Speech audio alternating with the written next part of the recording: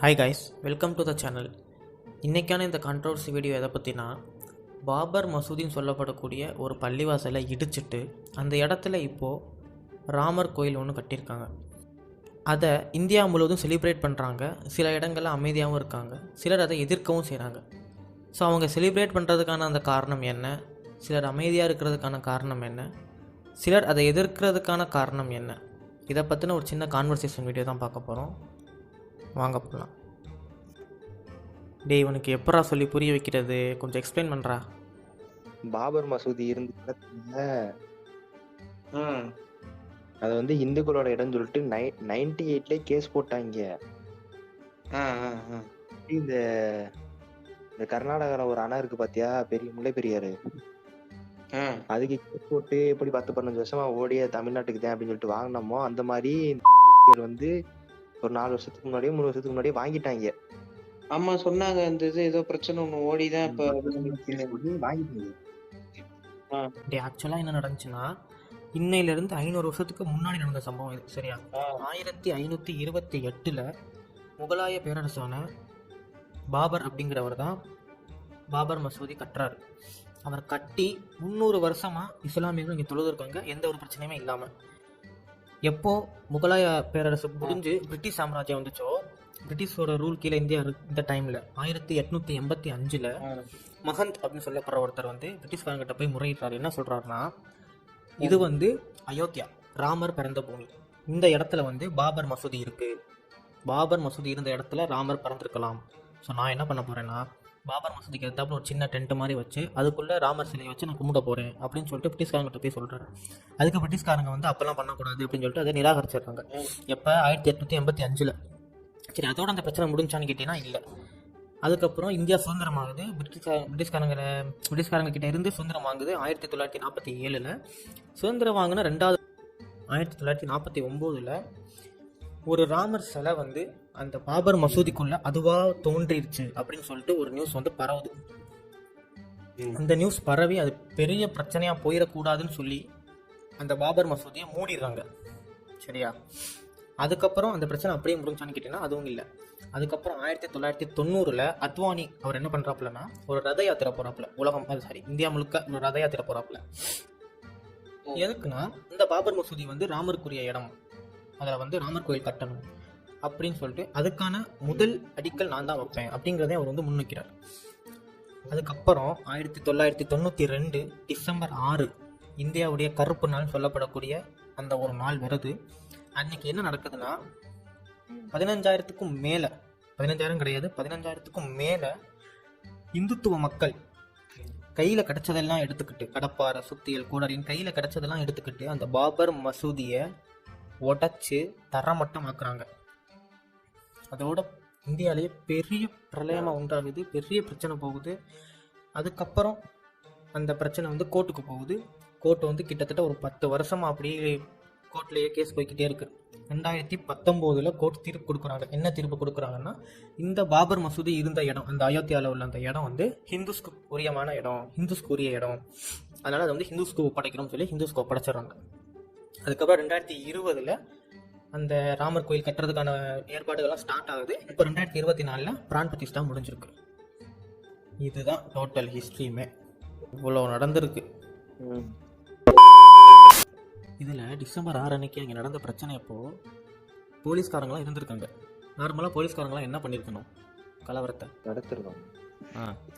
ஆனால் இவங்க என்ன சொல்கிறாங்கன்னா, அன்றைக்கி வந்து பிரச்சனை பெருசாக இருந்துச்சு, அதனால் நாங்கள் வந்து போய் தடுத்திருந்தோம்னா கலவரம் ஆயிருக்கும் அப்படிங்கிறாங்க.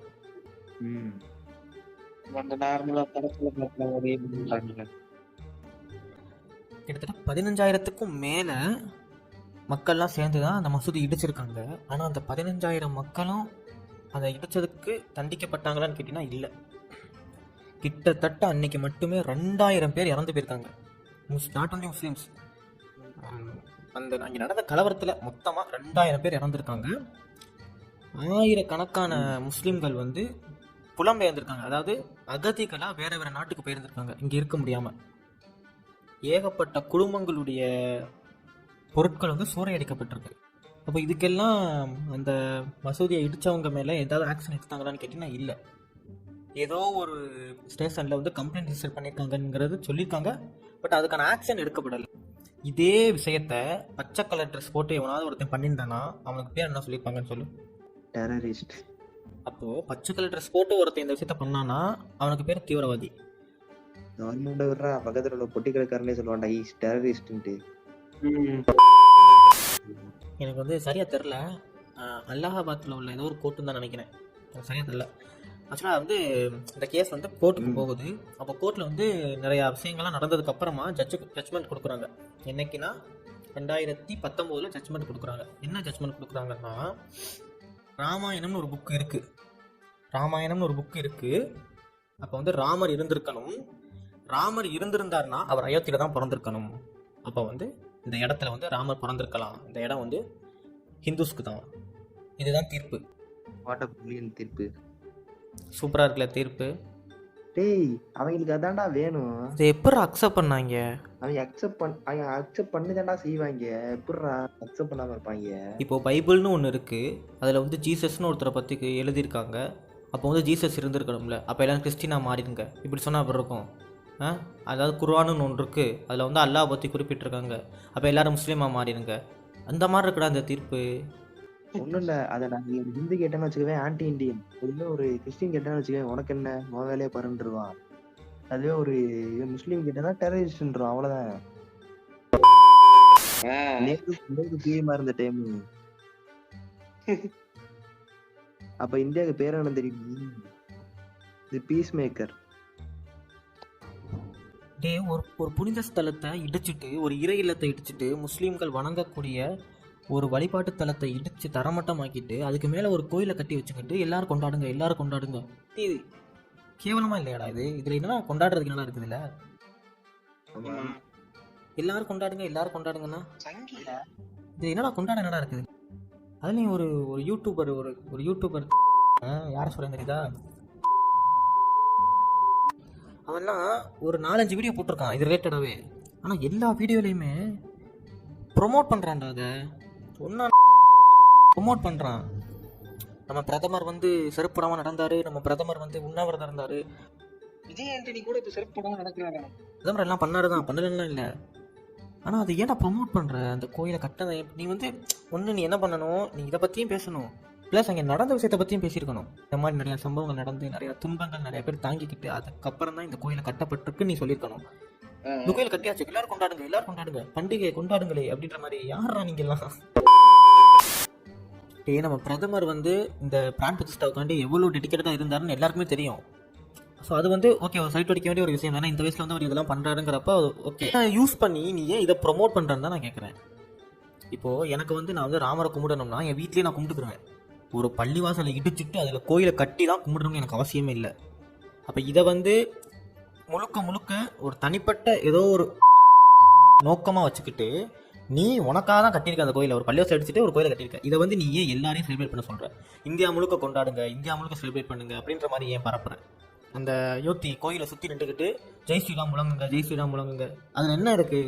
இவங்க பண்றலாம் பார்க்க கட்டியமா இருக்கு. இந்த சீமான் ஒரு சொல்லுவான்ல, ஜெய் ஸ்ரீராம் உன் பிள்ளைக்கு ஃபீஸ் கட்டிடலாம், ஜெய் ஸ்ரீராம் உன் உடம்பு சரியா போயிடும், ஜெய் ஸ்ரீராம் நீ எவ்வளவுதான் பொழைச்சு போய் உனக்கு வேலை கிடைக்கும், ஜெய் ஸ்ரீராம் நீ பரீட்சையில பாஸ் ஆயிரும், பரீட்சை பேப்பர்ல கூட ஜெய் ஸ்ரீராம் எழுதி வை நீ பாஸ் ஆயிரும். தியாகராஜா படம் பாருங்கடா, டேய் தியாகராஜா படம் பாருங்கடா, சூப்பர் டிலக்ஸ் முக்கியமா பாருங்கடா, அற்புதம். சொல்லுங்கடா அவங்கள்ட்ட ஆசீர்வாதம் முடிச்சுட்டு சொல்லுங்கடா. டேய் அதாவது ஒரு இடத்துல இருந்து ஏதாச்சும் தோண்டப்பட்டு எடுக்கப்பட்ட அந்த இடமே கவர்மெண்ட்டுக்கு சொந்தம். இந்த கவர்மெண்ட் அது என்ன வேணா பண்ணலாம். ஆமாண்டா, எடுக்கப்பட்ட பொருட்கள் வந்து கவர்மெண்ட்டுக்கு சொந்தம் தான். இவனுக்கு என்னடா எடுத்தானுங்க? ஆனா நிறைய பேர் இதை சொல்றாங்க, இது உள்ள அந்த மசூதியை சுத்தி தோண்டதுல நிறைய பழங்கால ராமர் கோயில் இதெல்லாம் சிற்பங்கள்லாம் கண்டெடுக்கப்பட்டிருக்கு அப்படின்ட்டு ஆராய்ச்சியாளர்கள். ஆமா, நீ சொல்றதுதான் கரெக்ட் தான். அகழ்வாராய்ச்சி நடந்துச்சு. ஆர்கியாலஜி டிபார்ட்மெண்ட் போய் எல்லாம் பண்ணானுங்க. லால் அப்படின்ற ஒருத்தருடைய தலைமையில் அகழ்வாராய்ச்சி நடந்துச்சு. எப்போ நடந்துச்சுன்னா 2002 2003 இந்த இயர் கேப்பில் நடந்துச்சு அகழ்வாராய்ச்சி. ஆனால் அவங்க வந்து ப்ராப்பர் எவிடன்ஸ் சப்மிட் பண்ணாங்களான்னு கேட்டிங்கன்னா இல்லை. அதாவது பாபர் மஸ்ஜித் கட்டப்பட்ட இடத்துக்கு கீழே ராமரோட கோயில் இருந்ததற்கான 100% எவிடன்ஸ் அவங்க சப்மிட் பண்ணவே இல்லை. ஏதோ பழங்காலத்து சிற்பங்கள் கண்டெடுக்கப்பட்டது, பழங்காலத்து தூண்கள் கண்டெடுக்கப்பட்டது. இதுதான் அந்த சம்மிஷன், சரியா? பழங்காலத்து சிற்பங்கள் கண்டெடுக்கப்பட்டது, பழங்காலத்து தூண்கள் கண்டெடுக்கப்பட்டது. அப்போ அது வந்து ராமர் கோயில் இருந்ததுக்கான ப்ரூஃப் இதுதான். ஸோ அகழ்வாராய்ச்சி நடந்துச்சு, 2002 2003 நடந்துச்சு. ஆனால் அவங்க வந்து ராமரோட கோயில் தான் பாபர் மசூதி கீழே இருந்துச்சுங்கிறதுக்கான ப்ராப்பர் எவிடன்ஸ் கொடுக்கல. சொல்ல முடியாதுடா, இவங்க வந்து அண்டார்டிகா கடலுக்குள்ள போன மாதிரி ராமரோட பேலஸே மண்ணுக்குள்ள போச்சுன்னு சொல்லுவாங்க. கிட்டத்தட்ட 1800 கோடி செலவு பண்ணி இந்த கோயிலை வந்து கட்டியிருக்காங்கடா. அதாவது இன்னொரு ஒரு வருத்தப்படக்கூடிய ஒரு விஷயம் என்னன்னா, இந்த தீர்ப்பு கொடுத்தாங்க தெரியுமா? அந்த தீர்ப்பில் வந்து எப்படி கொடுத்தாங்கன்னா, இந்த இடம் வந்து, அதாவது பாபர் மசூதி இருந்த இந்த இடம் வந்து ஹிந்துஸ்கான ஒரு இடம், அதில் வந்து அயோத்தி கோயில் தான் கட்டணும். ப்ளஸ் நாங்கள் வந்து முஸ்லீம்களுக்கும் தனியாக மசூதி கட்டுறதுக்கு ஒரு இடம் தரோம். நீங்கள் வந்து மசூதிக்காக கொடுக்கப்பட்ட இடம் எவ்வளோ தெரியுமா? 5 ஏக்கர். சரி, அந்த கொடுத்த 5 ஏக்கரை எங்கே கொடுத்துருக்காங்க தெரியுமா? அயோத்தியில இருந்து கிட்டத்தட்ட 25 கிலோமீட்டர் தள்ளி, தன்னிப்பூரோ ஏதோ ஒரு ஊர், அயோத்தியிலேருந்து 25 கிலோமீட்டர் தள்ளி இருக்கக்கூடிய ஒரு ஊரில் அந்த இடத்த கொடுத்துருக்காங்க. எனக்கு புரியல. அதாவது முஸ்லீம்கள் வந்து 5 வேளை தொழுவாங்க. அப்போ வந்து ஒவ்வொரு வேலைக்கும் இங்கேருந்து 25 கிலோமீட்டர் போயிட்டு, அங்கேருந்து 25 கிலோமீட்டர் 50 கிலோமீட்டர் போயிட்டு வரணுமாடா? அவங்க ஒரு வேளை தொழுவைக்காண்டி கிளம்புனாலே அவங்க போய் சேர்றதுக்குள்ளே அடுத்த வேளை தொழுவு வந்துருமே. சரி, அதை விடு. இப்போ என்னோட கொஸ்டின் என்னன்னா, இங்கே வந்து அதாவது இந்த மாதிரி 2 இடம் பிரித்து கொடுத்தது வந்து ஒரே நாளில் 2019 தான் தீர்ப்பு வழங்கப்பட்டுச்சு. இப்போ 2024 பிரான் பிரதிஷ்டா நடந்துருச்சு. அயோத்தியோட டெம்பிளே கட்டி எழுப்பிட்டாங்க, இன்னும் கம்ப்ளீட் ஆகலையா. பட் ஆனால் கிட்டத்தட்ட ஒரு ஸ்ட்ரக்சரை காமிச்சிட்டாங்க, அயோத்தி டெம்பிள் கட்டியாச்சு. இப்போ இதே மாதிரி அங்கே மசூதியில் வேலை நடந்திருக்கா இல்லையான்னு கேட்டிங்கன்னா கிடையவே கிடையாது. அங்கே அப்படியே அந்த கிரவுண்டு மட்டும் அப்படியே கிடக்கு.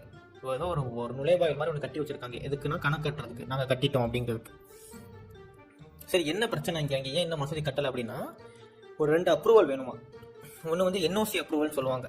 அதாவது ஏக்கர் கணக்கில் பெரிய பெரிய பிக்கஸ்ட் பில்டிங்ஸ்லாம் கட்டுறதுக்கு NOC அப்ரூவல் வேணும். அது போக அந்தந்த ஊரை சேர்ந்த டெவலப்மெண்ட் அத்தாரிட்டின்னு சொல்லிட்டு ஒரு டீம் இருப்பாங்க. அதாவது இப்போ மெட்ராஸ் டெவலப்மெண்ட் அத்தாரிட்டி, அயோத்தியாவில் வந்து அயோத்தியா டெவலப்மெண்ட் அத்தாரிட்டின்னு ஒரு அத்தாரிட்டி இருக்குது. அங்கே வந்து ஒரு சர்டிஃபிகேட் தரணும். அவங்க வந்து எதுக்குன்னா, இப்போ வந்து நான் ஒரு டாஸ்மாக் வைக்க போகிறேன்னா, அந்த டாஸ்மாக் நான் வைக்கிற இடத்த சுற்றி வந்து எந்த ஒரு ஸ்கூலோ காலேஜோ இருக்கக்கூடாது. அப்போ வந்து அந்த ஸ்கூல் காலேஜ் இருக்கிற இடத்துல என்ன டாஸ்மாக் வைக்க முடியாது. அந்த மாதிரி பிளேஸ் செக் பண்ணி, லொக்கேஷன் செக் பண்ணி, நீ இந்த இடத்துல இதை கட்டலாம், ஓகே நீ கட்டலாம் அப்படிங்கிற ஒரு அங்கீகாரம் கொடுப்பாங்க தெரியுமா? அதுதான் அந்த டெவலப்மெண்ட் அத்தாரிட்டியோட வேலை. ஸோ இந்த NOC ப்ளஸ் இந்த டெவலப்மெண்ட் அத்தாரிட்டியோட அந்த ஒரு அப்ரூவல் மட்டும் கிடைக்கலையாம். அது வந்து இன்னும் இழுத்துக்கிட்டே இருக்கான். அது கிடச்சிச்சுன்னா மசூதி கட்டிடலாங்கிறாங்க.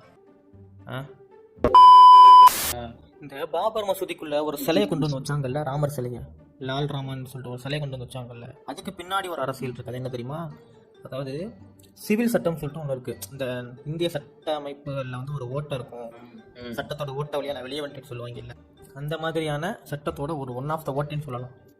இந்த சிவில் சட்டம் பார்த்தோன்னா, எனக்கு சட்டம் கரெக்டாக தரல, ஆக்ட் 25 சொல்லுவாங்க, ஒரு சிவில் சட்டம். ஆனால் அது என்னன்னா, சாமி சிலைகள்லாம் இருக்குல்ல, அதாவது கடவுளாக வணங்கப்படக்கூடிய சிலைகள் எல்லாத்துக்குமே உயிர் இருக்கிறதா. சிலையை வழிபடுறவங்களோ இல்லை அந்த சிலையை பராமரிக்கிறவங்களோ அவங்கெல்லாம் பார்த்தீங்கன்னா அந்த சிலைக்காக பேசலாம். அந்த சிலைக்கு ஒரு பிரச்சனை வரும்போது அந்த சிலையை உயிருள்ள ஒரு மனிதனாக கன்சிடர் பண்ணி அந்த சிலைக்காக இவர் பேசலாம். இதுதான் அந்த சட்டம். இந்த சட்டத்தை யூஸ் பண்ணி தான் பாபர் மஸ்ஜிதுக்குள்ளே வைக்கப்பட்ட அந்த ராமர் சிலைக்காக நான் பேச போகிறேன்னு சொல்லிட்டு ஒருத்தர் வந்து பேசி இந்த கேஸை வந்து அப்படியே மாற்றி விட்டாப்புல. பேசாம நீ ஏன் மனித வெடிகுண்டா மாறக்கூடாது? இப்போ நீ கேட்ட பார்த்தியா, இதைத்தான் எதிர்பார்க்குறானுங்க. அதாவது இப்போ இவங்களுக்கு தெரியும் இந்த மாதிரிலாம் பண்ணால் இவனாவது ஒருத்தர் ட்ரிகர் ஆகி ஏதாவது பண்ணுவான். இப்போ அதை ஒரு பெரிய இஷ்யூவாக வச்சு இந்த விஷயத்தை மறக்க வச்சிடலாம். இல்லை அதை வச்சு வேறு ஏதாவது ஒரு அரசியல் பண்ணலாம். இது வந்து இந்தியா, சரியா? இது வந்து ஹிந்துஸ்தானோ இல்லை பாகிஸ்தானோ கிடையாது. இது வந்து இந்தியா. சிந்திக்கணும் தான். இந்த வீடியோவில் குறிப்பிட்டு யாரையும் தாக்கலை. ஏதாவது நிறை குறை இருந்தால் கீழே கமெண்ட் பண்ணுங்கள். நெக்ஸ்ட் வீடியோவில் பார்க்கலாம். பாய்.